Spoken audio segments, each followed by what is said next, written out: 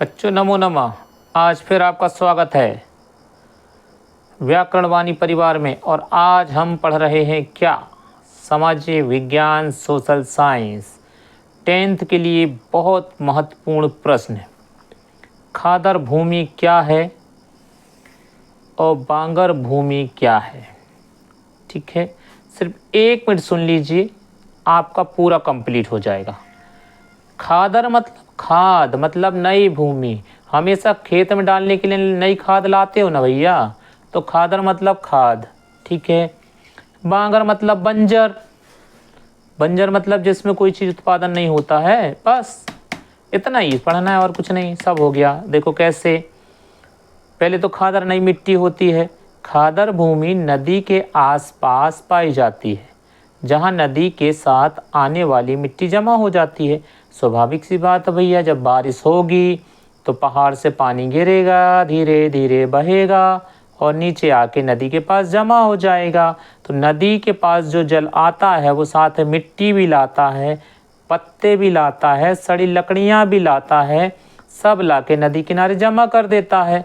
तो वो मिट्टी बन जाती है खादर। अब उसको खादर क्यों कहते, उसमें सड़ी पत्तियां हैं, सड़ी लकड़ियां हैं और अनेक प्रकार की मिट्टियां मिली हैं, तो वो खादर ही तो हो गई, खाद युक्त भूमि।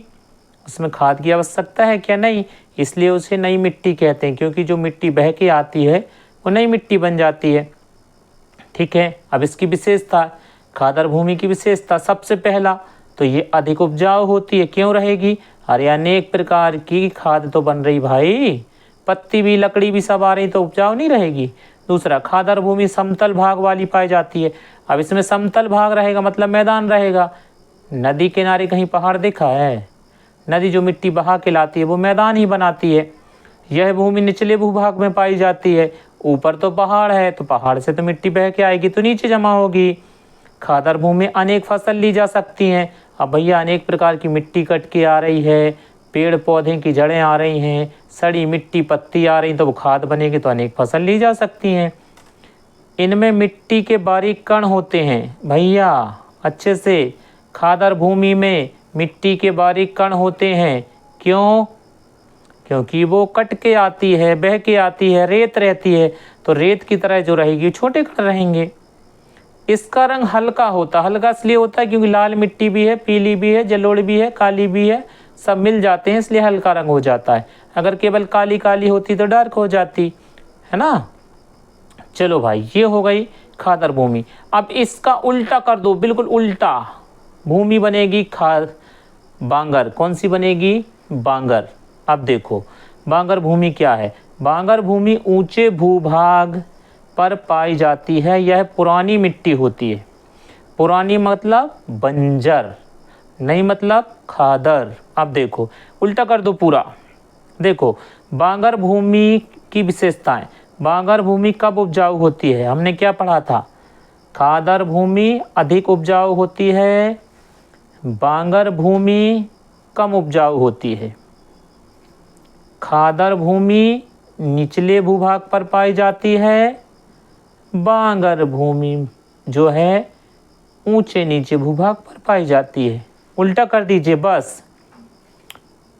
खादर भूमि में अनेक फसल ली जा सकती हैं, लेकिन बांगर में अनेक फसल लेना संभव नहीं है।